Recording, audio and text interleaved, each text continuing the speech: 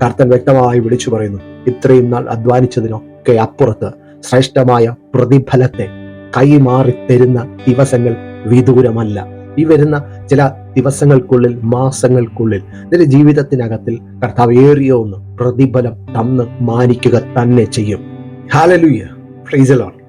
ഈ ഒരു പുതിയ വർഷത്തിന്റെ ആദ്യ ദിവസങ്ങളിൽ നമുക്ക് വീണ്ടും കർത്താവിന്റെ സാന്നിധ്യത്തിന്റെ നടുവിലേക്ക് അടുത്തു വരുവാനും കർത്താവിന്റെ ആ തിരുവചനത്തിന്റെ ശ്രേഷ്ഠതയേറിയ ശക്തി അത് യഥാർത്ഥമായിട്ട് അനുഭവിച്ചറിയുവാനും കർത്താവ് നമ്മുടെ ജീവിതത്തിന് മേൽ ഒരുക്കുന്ന നല്ല അനുഗ്രഹിക്കപ്പെട്ട സാവകാശത്തിനായി നമുക്ക് ഒരുമിച്ച് കർത്താവിന് നന്ദി പറയാം.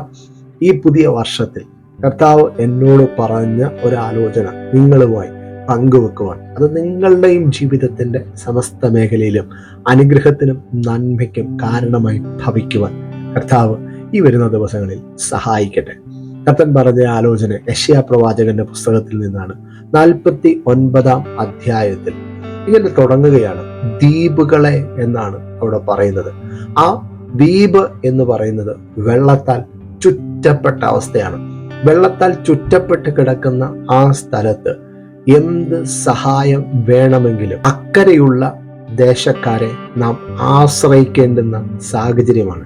എന്നാൽ ഇവിടെ ഇതാ വചനത്തിനകത്തിൽ താഴോട്ട് നാം വായിച്ചു തുടങ്ങുമ്പോൾ അവിടെ ഒറ്റപ്പെട്ട് കിടക്കുന്ന ചില സാഹചര്യത്തിൽ നിന്ന് ഒരു വലിയ കൂട്ടം ജനത പുറത്തു വരുന്നതിനെ കുറിച്ച് പ്രവാചകൻ തൻ്റെ പ്രവചന കണ്ണുകൊണ്ട് നോക്കിയിട്ട് അത് കണ്ടിട്ട് ആത്മാവിൽ സന്തോഷിച്ച് വിളിച്ചു പറയുകയാണ്, നിന്റെയും ജീവിതത്തിന്റെ മേൽ, നമ്മുടെ ഓരോരുത്തരുടെയും ജീവിതത്തിന്റെ മേൽ ഇന്നു മുതൽ അങ്ങനെ ചിലത് സംഭവിക്കട്ടെ. ഒറ്റപ്പെട്ട് കഴിഞ്ഞ 2024 വരെയും സഹായിക്കാൻ കഴിയാവുന്ന സകല വ്യക്തിത്വങ്ങളും കൈവിട്ട് കളഞ്ഞപ്പോഴും അവിടെയും ദൈവം ഇറങ്ങി നിന്ന് വഴി കാണിച്ച് ശ്രേഷ്ഠമായി വഴി നടത്തിയ ഒരു സമയം, അതിനും ശ്രേഷ്ഠമായി കർത്താവ് പറയുകയാണ്, ഈ പുതിയ വർഷത്തിൽ കഴിഞ്ഞ നാളുകളെക്കാൾ അധികമായി നിന്റെ ജീവിതത്തിന്റെ മേൽ അനുഗ്രഹിക്കപ്പെട്ട പ്രതിഫലത്തെ കർത്താവ് കൈമാറി തരുമെന്ന്. നിന്റെ ജീവിതയാത്രയിൽ കഴിഞ്ഞ 2024 വരെ ഒറ്റപ്പെട്ടു പോയ സ്ഥാനമുണ്ടായിരിക്കാം, മറ്റുള്ളവരാൽ ഒറ്റപ്പെട്ടു പോയ അവസ്ഥകളും ജീവിതത്തിന്റെ മേൽ ഉണ്ടായിരിക്കാം. പക്ഷെ ഈ പുതിയ വർഷത്തിൽ 2025 കർത്താവിന്റെ ശ്രേഷ്ഠതയേറിയ കരം എല്ലാ ദിവസങ്ങളിലും, എല്ലാ മാസങ്ങളിലും ശ്രേഷ്ഠമായി, അത് അനുകൂലമായി ചലിക്കപ്പെടുമെന്ന് ആത്മാവിൽ അധികാരത്തോടെ കണ്ടുകൊണ്ട് ഞാൻ നിങ്ങളുടെ മുമ്പിൽ ഈ വചനഭാഗത്തെ പ്രസ്താവിക്കുകയാണ്. കർത്താവിന്റെ കൈ നിന്റെ കൂടെ ഇരുന്നാൽ അതെങ്ങനെ അനുഗ്രഹമായി തീരും. അബ്രഹാമിന്റെ ജീവിതയാത്രയിൽ കർത്താവിന്റെ കരമാണ് അവന്റെ ജീവിതത്തിന്റെ മേൽ അനുഗ്രഹമായി ചലിക്കപ്പെടുവാൻ ഇടയായത്. ആട്ടിടയനാകുന്ന ദാവീദിനെ കർത്താവിന്റെ കരമാണ് അഭിഷേകം ചെയ്ത് രാജകീയ സ്ഥാനത്തേക്ക് എത്തിച്ചത്. പത്രോസിന്റെ ജീവിതത്തിന്റെ മേൽ കർത്താവിന്റെ കരമാണ് അവനോട് കൂടെ ഇരുന്നത്.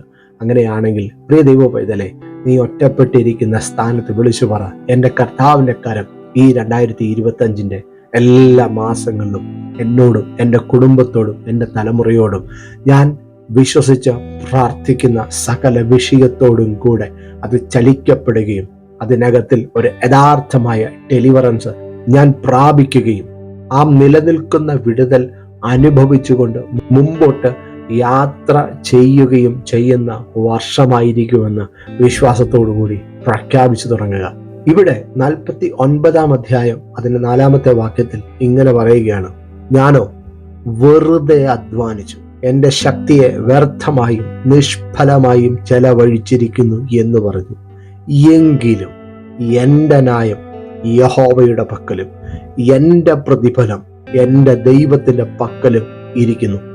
ഇവിടെ ഇതാ വചനം ശക്തിയോടെ വിളിച്ചു പറയുന്നു, ഏറിയ കാലഘട്ടം കൊണ്ട് അനേക കഷ്ടത്തിനകത്തിൽ കൂടെ കടന്നുപോയി, അനേക നിലവാരത്തിൽ വല്ലാതെ അധ്വാനിച്ചു, ലഭിക്കേണ്ടുന്ന പ്രതിഫലം ലഭിക്കാതെ പലപ്പോഴും കരിഞ്ഞുണങ്ങിയതുപോലെ ശൂന്യമായി പോകുന്ന അവസ്ഥകൾ ജീവിതത്തിന്റെ മേൽ കടന്നു വന്നു.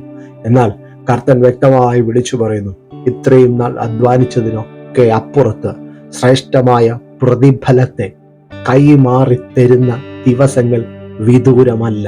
ഈ വരുന്ന ചില ദിവസങ്ങൾക്കുള്ളിൽ, മാസങ്ങൾക്കുള്ളിൽ നിന്റെ ജീവിതത്തിനകത്തിൽ കർത്താവ് ഏറിയ ഒന്ന് പ്രതിഫലം തന്ന് മാനിക്കുക തന്നെ ചെയ്യും. യോവേലിന്റെ പ്രവചന പുസ്തകത്തിലേക്ക് കടന്നു വരുമ്പോൾ 2-ാം അധ്യായം 25 വാക്യം ഇങ്ങനെ വിളിച്ചു പറയുന്നു: തുള്ളനും പച്ചപ്പുഴുവും വിട്ടിലും തിന്ന് കളഞ്ഞ 2024 വരെയുള്ള സംവത്സരങ്ങൾക്ക് പകരമായി കർത്താവ് നിനക്ക് ഏറ്റവും അനുഗ്രഹിക്കപ്പെട്ട അനുഗ്രഹങ്ങളെ നീ ആശിക്കുകയും പ്രാർത്ഥിക്കുകയും ചെയ്ത പല വിഷയങ്ങളുടെ മുമ്പിലും കർത്താവ് ഇറങ്ങി നിന്ന് അക്കമിട്ട് മറുപടി തന്നു നിന്റെ തലയെ ഉയർത്തുന്ന, നിന്റെ തലമുറകളെ കരം പിടിച്ച് എഴുന്നേൽപ്പിക്കുന്ന, ചില വ്യക്തിത്വങ്ങളെ സ്കോളർഷിപ്പോട് കൂടി എഴുന്നേൽപ്പിച്ച് നിവരെ നിർത്തുന്ന ചില ദിവസങ്ങൾ അത് വിദൂരം അല്ല എന്ന് പൂർണ്ണമായും വിശ്വസിക്കുക, പ്രാർത്ഥിക്കുക. ഇത് ഞാൻ പ്രതിഫലം പ്രാപിക്കുവാൻ വേണ്ടി കർത്താവ് ഒരുക്കി വച്ചിരിക്കുന്ന വർഷമാണ്. അതുകൊണ്ട് ഈ 2025 ഞാൻ പൂർണ്ണമായും വിശ്വസിക്കുന്നു, എൻ്റെ ദൈവം എന്നെ പ്രതിഫലം തന്ന് മാനിക്കും. ഞാൻ ആഗ്രഹിച്ചതിൽ ഉപരി ഒരു മനുഷ്യന് ചെയ്തു തരാൻ കഴിയുന്നതിന് അപ്പുറത്ത് ദൈവത്തിന്റെ കരം നീട്ടി എന്നെ പ്രതിഫലം തന്ന് മാനിക്കുന്ന ദിവസങ്ങൾ വിദൂരമല്ല എന്ന് ഞാനത് ഉറപ്പോടെ വിശ്വസിക്കുന്നു. പ്രിയ ദൈവ പൈതലേ, അങ്ങനെ നീ വിശ്വസിച്ചു തുടങ്ങുമ്പോൾ ദൈവത്തിന്റെ ശ്രേഷ്ഠതയേറിയ കരം നിനക്ക് അനുകൂലമായി ചലിക്കപ്പെടുകയും ആ നന്മയെ നീ യഥാർത്ഥമായി സ്വീകരിക്കുകയും ചെയ്യും. ഇവിടെ ഇതാ യെശയ്യാ പ്രവാചകനിൽ കൂടെ വ്യക്തമായി വിളിച്ചു പറയുന്നു, കർത്താവ് നിനക്ക് പ്രതിഫലം തരും. കഴിഞ്ഞ വർഷങ്ങളിൽ നഷ്ടപ്പെട്ടു പോയത്, ഇനി അത് ലഭിക്കില്ല എന്ന് കരുതിയത്, ഇനി എൻ്റെ ജീവിതത്തിന്റെ മേൽ അത് പ്രാപിക്കാൻ കഴിയത്തില്ല എന്ന് കരുതിയത്, അതിന് എല്ലാം കർത്താവ് കണക്ക് പറഞ്ഞ്, അല്ലെങ്കിൽ എൻ്റെ ഭാഷയിൽ ഞാൻ പറയുകയാണ്, ചില കുടുംബത്തിന് വേണ്ടി കർത്താവ് ചില കാര്യങ്ങൾ സെറ്റിൽമെന്റ് ചെയ്യാൻ പോകുകയാണ്. ആ ഒരു നിലവാരത്തിലേക്ക് നീ ഉയർന്നു വരുവാൻ കർത്താവ് ആഗ്രഹിക്കുന്നു. അതുകൊണ്ട് കർത്തന്റെ ബലമുള്ള കൈക്കീഴ് താണിരിക്കുക. ആ കർത്താവ് തക്ക സമയത്ത് നിനക്ക് വേണ്ടി അത്ഭുതം ചെയ്യും. ഉയർച്ച നീ പ്രാപിക്കുക തന്നെ ചെയ്യും. ആ വചനത്തെ ഒരിക്കൽ കൂടെ വിളിച്ചു പറയുക, കർത്താവ് എനിക്ക് പ്രതിഫലം തരും, പ്രതിഫലം താൻ തന്നെ മാനിക്കും. എൻ്റെ കുടുംബത്തെ നിന്ദിച്ചതിൻ്റെയും പരിഹസിച്ചവരുടെയും ഒക്കെ നടുവിൽ തല ഉയർത്തി മാനിക്കും. ഞാനത് വിശ്വസിക്കുന്നു. ഈ വചനങ്ങളെ കൊണ്ട് കർത്താവ് നിങ്ങളെ അനുഗ്രഹിക്കട്ടെ. ഉറപ്പോടെ വിളിച്ചു പറയുക, കർത്താവ് എനിക്ക് പ്രതിഫലം തന്ന് എന്നെ ഉയർത്തി മാനിക്കും. ആമേൻ. സങ്കീർത്തന പുസ്തകത്തിൽ പറയുകയാണ്, സമുദ്രമേ നീ ഓടുന്നതെന്ത്, യോർദാനെ നീ പിൻവാങ്ങുന്നതെന്ത്. അവരോടുള്ള ആ ചോദ്യം എന്ന വണ്ണം സങ്കീർത്തനക്കാരൻ ചോദിക്കുന്നത് നമുക്ക് ദൈവത്തെ മഹത്വപ്പെടുത്തുവാനുള്ള ഒരു പ്രധാനപ്പെട്ട കാരണമാണ്. കടന്നു വരുന്ന ജനത്തിന്റെ പിതാവാകുന്ന യാക്കോബിനോട് ദൈവം പറഞ്ഞിട്ടുണ്ട്, യാക്കോബെ, നീ മുമ്പോട്ട് കടന്നു പോകുമ്പോൾ വെള്ളം നിന്നെ മുക്കിക്കളയത്തില്ല, അഗ്നിജാലയ്ക്ക് നിന്നെ ദഹിപ്പിച്ച് കളയാൻ കഴിയത്തില്ല.